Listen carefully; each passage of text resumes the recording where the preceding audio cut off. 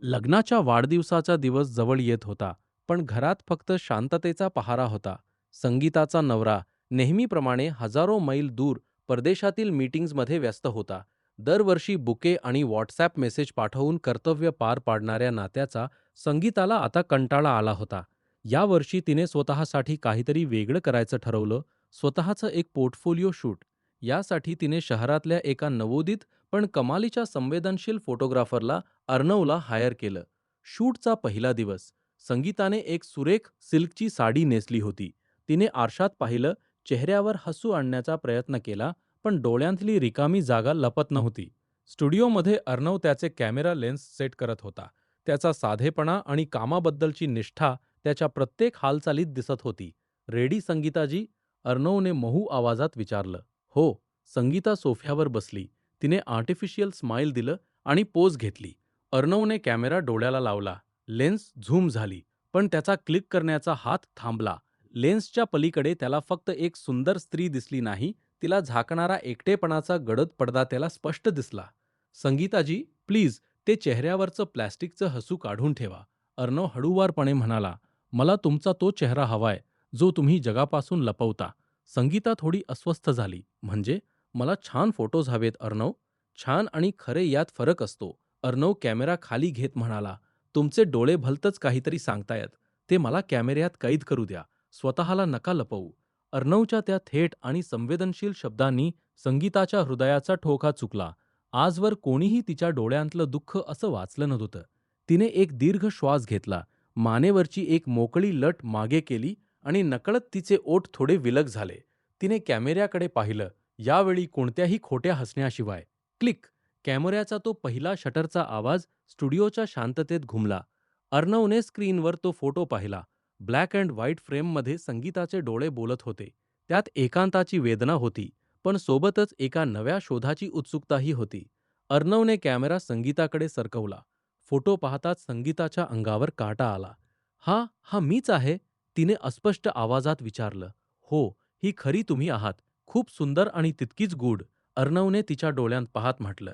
त्या एका फोटोने दोघांच्या नकळत त्यांच्यातल्या नात्याची पहिली पायरी रचली होती. लेन्सच्या मागे एक कलाकार होता आणि पुढे एक अशी स्त्री जिने स्वतःला नव्याने पाहायला नुकतीच सुरुवात केली होती. पहिल्या दिवसाच्या त्या एका फोटोने संगीताच्या मनात एक विचित्र अस्वस्थता पेरली होती. दुसऱ्या दिवशीच्या शूटसाठी अर्णवने शहराबाहेरची एक निसर्गरम्य जागा निवडली होती. एक जुना शांत तलाव, चारी बाजूंनी झुकलेली हिरवीगार झाडी आणि सकाळी पडलेलं कोवळं सोनेरी ऊन. संगीताने हलक्या गुलाबी रंगाचा साधा पण अत्यंत नेटका ड्रेस घातला होता. वारा तिच्या केसांशी खेळत होता. पण आज तिच्या मनात कालच्यासारखा संकोच नव्हता, तर अर्णव आज तिच्यातलं दुसरं कोणतं रूप शोधणार याची एक उत्सुकता होती. "आज आपण कोणती पोज द्यायची आहे अर्णव?" संगीताने तलावाच्या काठावर उभं राहत विचारलं. अर्णवने कॅमेरा ट्रायपॉडवरून काढला आणि तिच्याजवळ आला. "आज कोणतीही पोज नाही. आज फक्त जगायचं आहे. तुम्ही विसरून जा की मी इथे कॅमेरा घेऊन उभा आहे. या वाऱ्याला अनुभवा, या पाण्याचा स्पर्श घाला आणि स्वतःला मोकळं सोडा." संगीताने डोळे मिटले. थंड वाऱ्याची एक झुळूक तिच्या चेहऱ्यावरून गेली. वर्षानुवर्षे बंदिस्त राहिलेल्या तिच्या आयुष्यात असा मोकळा श्वास तिने कधी घेतलाच नव्हता. तिने हळूच आपले हात हवेत पसरले आणि तलावाच्या पाण्याकडे पाहत एक अगदी सहज, मोकळं हास्य दिलं. Click, click, click. अर्णवचा कॅमेरा सलग चालत होता. तो फक्त फोटो काढत नव्हता, तर संगीताच्या आत्म्याचा प्रत्येक मुक्त क्षण टिपत होता. "तुम्हाला माहितीये संगीताजी," अर्णव फोटोज रिव्ह्यू करत म्हणाला, "माणूस जेव्हा दुसऱ्याच्या अपेक्षेनुसार जगायला लागतो, तेव्हा तो स्वतःला गमावून बसतो. तुमचं लग्न, तुमचं घर या सगळ्या पलीकडे ही एक संगीता आहे, जी खूप जिवंत आहे." संगीता चालत त्याच्या जवळ आली. तिच्या पावलांखाली सुकलेली पाने कुरकुरू लागली. "पण त्या संगीताला कोणाला पाहायचंच नाहीये अर्णव. प्रत्येकाला फक्त माझी कर्तव्य दिसतात. माझे मिस्टर, त्यांच्यासाठी मी फक्त एक परफेक्ट होममेकर आहे. त्यांच्या आयुष्यात माझ्या भावनांना काही जागाच उरलेली नाही." संगीताचा आवाज थोडा कापरा झाला. अर्णवने कॅमेरा बाजूला ठेवला आणि अत्यंत आदरपूर्वक तिच्या डोळ्यात पाहिलं. "पण तुम्हाला तर स्वतःची जागा बनवता येते ना. दुसरं कोणी तुमच्यावर प्रेम करेन याची वाट पाहण्यापेक्षा स्वतःवर प्रेम करायला शिका. तुम्ही कमकुवत नाही आहात. तुमच्या या हास्यामध्ये एक वेगळीच ताकद आहे. ती ओळखा." अर्णवचे ते शब्द संगीताच्या थेट मनाला भिडले. तिने कधीच स्वतःचा असा विचार केला नव्हता. अर्णवची नजर तिच्याकडे एका पुरुषाच्या नजरेने नाही, तर एका कलाकाराच्या आणि तिचं अस्तित्व समजून घेणाऱ्या मित्राच्या नजरेने पाहत होती. त्या नजरेत एक वेगळाच सुरक्षितपणा होता. तिने अर्णवकडे पाहून एक निखळ आणि आत्मविश्वासाने भरलेलं हास्य दिलं. यावेळेस तिच्या डोळ्यांत एकटेपणाची सावली नव्हती, तर एक नवी चमक होती. अर्णवने लगेच कॅमेरा डोळ्याला लावला आणि तो क्षण कैद केला. सूर्यास्त होत आला होता. आकाशात केशरी आणि जांभळ्या रंगांची उधळण झाली होती. निसर्गाच्या या पार्श्वभूमीवर अर्णवच्या शब्दांनी संगीताच्या मनात एका नवीन आत्मविश्वासाचं बीज रोवलं होतं. लेन्समागे असलेला तो तरुण फोटोग्राफर आता फक्त एक व्यावसायिक उरला नव्हता, तर तिच्या विझत चाललेल्या आयुष्यात आशेचा किरण बनू पाहत होता. आउटडोअर्स शूटनंतर संगीताच्या मनातील अस्वस्थता आणि अर्णवबद्दलची ओढ दोन्ही वाढली होती. पुढच्या टप्प्यासाठी अर्णवने तिला त्याच्या खाजगी स्टुडिओमधील डार्क रूममध्ये बोलावलं होतं. डिजिटल युगातही अर्णवला काही खास फोटोंचे अॅनालॉग प्रिंट्स काढायला आणि डार्क रूममध्ये मॅन्युअल एडिटिंग करायला आवडायचं. संगीता जेव्हा डार्क रूममध्ये पोहोचली, तेव्हा तिथे फक्त लाल रंगाचा मंद, धूसर प्रकाश पसरलेला होता. एक वेगळाच गंध, रसायनांचा वास आणि लाल दिव्याचं गूढ वातावरण, सगळंच खूप रहस्यमय वाटत होतं. "या संगीताजी," अर्णवचा आवाज त्या शांततेत गुंजला. तो एका मोठ्या ट्रेमध्ये फोटोची शीट केमिकल्समध्ये बुडवत होता. संगीता त्याच्या अगदी जवळ जाऊन उभी राहिली. लाल प्रकाशात अर्णवचा चेहरा अधिकच आकर्षक आणि गंभीर दिसत होता. "हे काय चाललंय?" तिने कुतूहलाने विचारलं.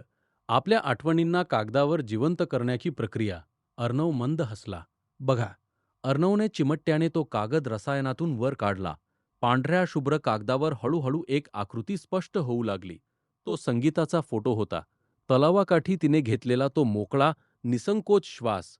लाल प्रकाशात तिची ती प्रतिमा कमालीची जिवंत आणि मादक वाटत होती. "हा फोटो किती अप्रतिम आलाय." संगीताच्या तोंडून आपोआप शब्द बाहेर पडले. "कारण यातली प्रत्येक रेषा तुमचं सत्य सांगतेय." अर्णव तिच्याकडे वळला.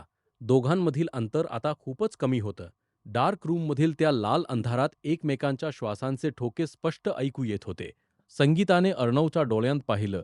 तिथे फक्त तिची प्रशंसा नव्हती, तर एक तीव्र, अनपेक्षित आकर्षण होतं. वर्षानुवर्षे नात्यातल्या ज्या स्पर्शासाठी, ज्या भावनेसाठी ती तहानलेली होती, ती भावना तिला आज या अनोळखी कलाकाराच्या नजरेत दिसत होती. "अर्णव, तू मला असं का पाहत आहेस?" संगीताने अगदी अस्पष्ट आवाजात विचारलं. तिचा श्वास जलद झाला होता. "कारण मी आजवर अनेक चेहरे कॅमेऱ्यात टिपलेत संगीताजी, पण तुमच्यासारखी निखळ आणि सुंदर स्त्री मी कधीच पाहिली नाही." अर्णवचा आवाज खालावला होता. त्याने हळूच आपला हात पुढे केला आणि संगीताच्या चेहऱ्यावर आलेली एक लट अत्यंत हळूवारपणे मागे सारली. त्या स्पर्शाने संगीताच्या अंगावर लहरी उठल्या. तिने डोळे मिटले. अर्णवची बोटे तिच्या गालावरून घसरत तिच्या हनुवटीवर आली. दोघांचे चेहरे एकमेकांच्या खूप जवळ आले होते. वातावरणात एक भयंकर भावनिक आणि शारीरिक ताण निर्माण झाला होता. संगीताचे ओठ थरथरत होते. तिला एकाच वेळी भीती आणि एका तीव्र सुखाचा भास होत होता. अर्णव हळूच तिच्या आणखी जवळ झुकला. त्याच्या श्वासांची उष्णता संगीताला तिच्या चेहऱ्यावर जाणवत होती.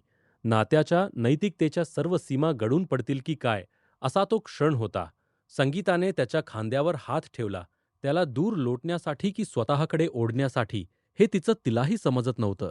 डार्क रूमच्या त्या मंद लाल प्रकाशात दोन एकाकी आत्मे एका नाजूक आणि तीव्र वळणावर येऊन थांबले होते.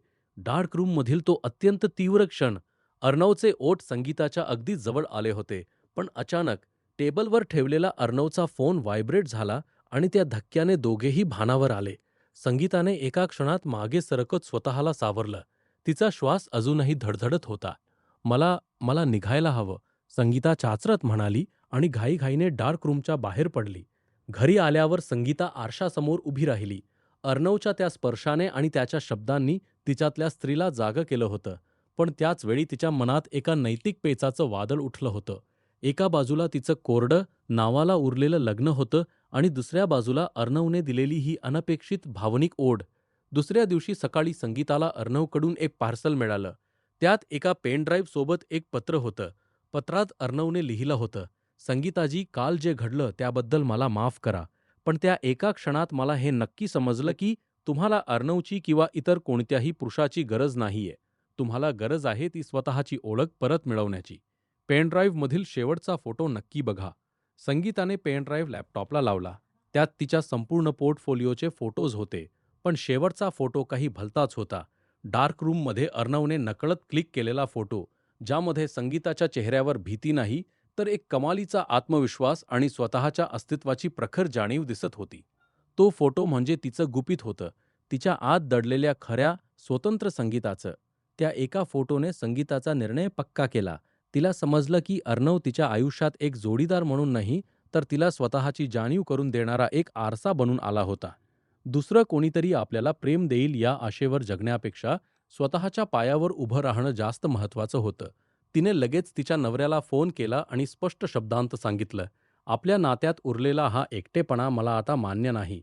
मला माझं स्वतःचं स्वतंत्र आयुष्य जगायचं आहे." तिने कॅमेऱ्यात कैद झालेल्या त्या स्वतःच्या नव्या रूपाकडे पाहिलं आणि एक ठाम हास्य दिलं.